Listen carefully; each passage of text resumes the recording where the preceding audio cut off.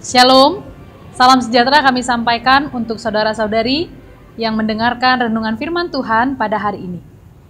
Kiranya kita tetap sehat dan bersuka cita untuk mendengarkan sabda firman Tuhan. Marilah terlebih dahulu sebelum mendengarkan firman Tuhan, kita berdoa.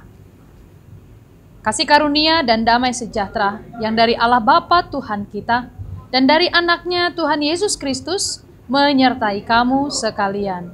Amin.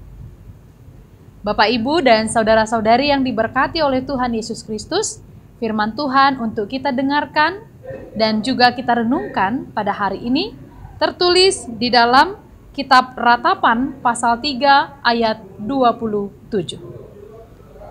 Adalah baik bagi seorang pria memikul kuk pada masa mudanya. Demikianlah firman Tuhan. Bapak, Ibu, dan saudara-saudari yang dikasihi Tuhan Yesus Kristus, kata kuk dipakai dalam kitab Ratapan ini, dan kita juga pernah mendengar kata kuk yang dipakai dalam Perjanjian Baru di dalam Injil Matius. Saudara-saudari, apakah yang dimaksud dengan kuk di dalam nats ini? Di dalam Alkitab, paling tidak ada dua makna dari kata kuk. Kuk yang pertama adalah beban, atau juga boleh dikatakan suatu pergumulan, boleh juga dikatakan suatu himpitan, atau kuk itu juga adalah suatu yang membuat seseorang merasa begitu sulit menjalani kehidupannya karena beratnya kehidupan atau juga kesusahan yang dialami.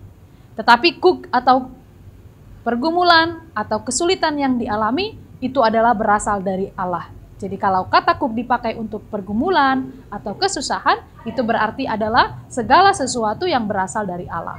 Tapi kuk yang kedua adalah ketertundukan atau ketaatan.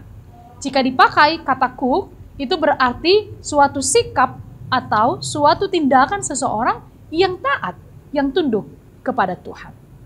Di dalam nats ini dikatakan adalah baik bagi seorang pria memikul kuk pada masa mudanya.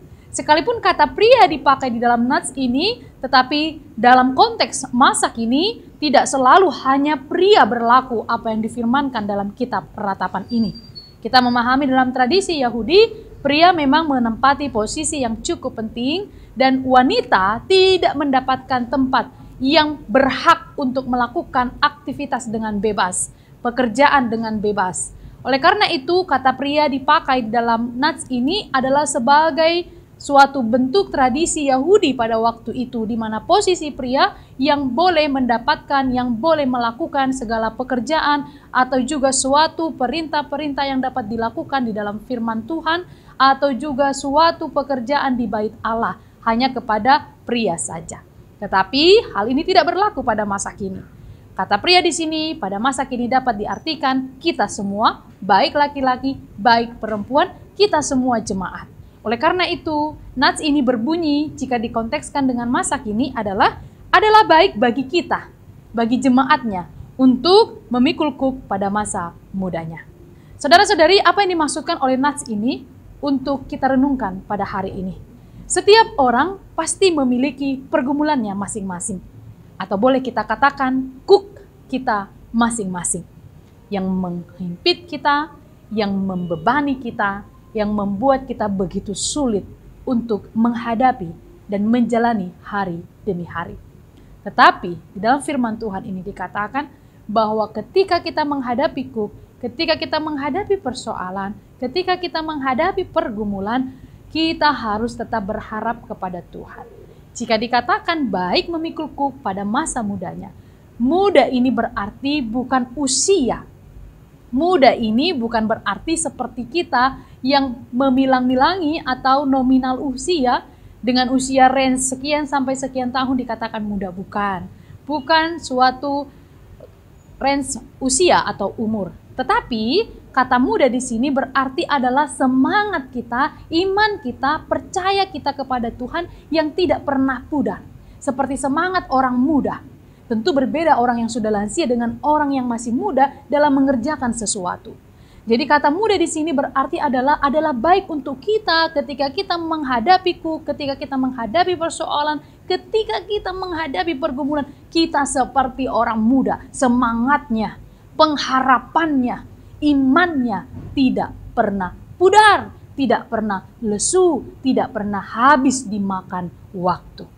Apakah bisa pengharapan habis dimakan waktu? Ya, bagi orang-orang yang tidak beriman pada Tuhan. Mungkin ada yang bertahan 1 bulan selama dia menghadapi pergumulan. Mungkin di bulan selanjutnya dia mulai putus asa. Jadi seperti kekuatan seorang yang sudah menua, tentu penglihatannya berkurang, ingatannya berkurang. Kalau dulu masih muda berlari, kalau sudah tua berjalan pun sulit, itu mengalami penurunan.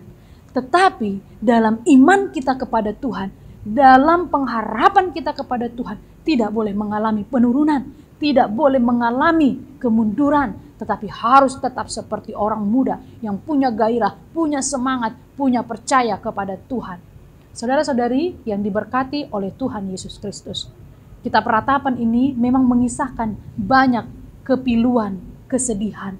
Mungkin di antara kita sekarang ada yang sedang menghadapi kepiluan, menghadapi kesedihan, seperti putus harapan, seperti tidak punya lagi jalan keluar.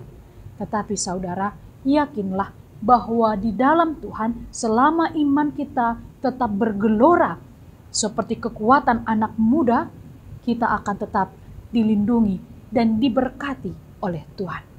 Dalam menghadapi pergumulan, dalam menghadapi kuk yang berat, apa yang harus kita lakukan? Saudara-saudari, ada 2 orang di dalam penjara dan menatap dari satu jendela yang sama. Salah satu orang yang ada di jendela itu melihat ke atas. Dia melihat langit, dia melihat bintang gemerlapan. Dia sangat senang, dia sangat bahagia dengan pandangan yang dia lihat. Tetapi satu orang temannya dari jendela yang sama juga melihat ke bawah. Dia melihat jalanan rusak, batu-batuan, kerikil, dan dengan melihat kondisi itu, hatinya menjadi semakin kacau, hatinya menjadi semakin bergumul. Bapak, Ibu, saudara-saudari, 2 orang ini dari penjara yang sama, dari jendela yang sama, tapi memiliki perbedaan dari sudut pandangnya. Yang melihat ke atas merasa dikuatkan walaupun mengalami pergumulan, tapi yang melihat ke bawah semakin berduka dengan segala pergumulannya. Saudara-saudari, sekarang jika kita menghadapi pergumulan, kita menghadapi kesusahan, kita menghadapi pencobaan, jangan terus melihat pergumulanmu. Lihatlah ke atas, Tuhan Allah ada menyertaimu. Kiranya Tuhan Yesus senantiasa memberkati. Amin. Kita berdoa.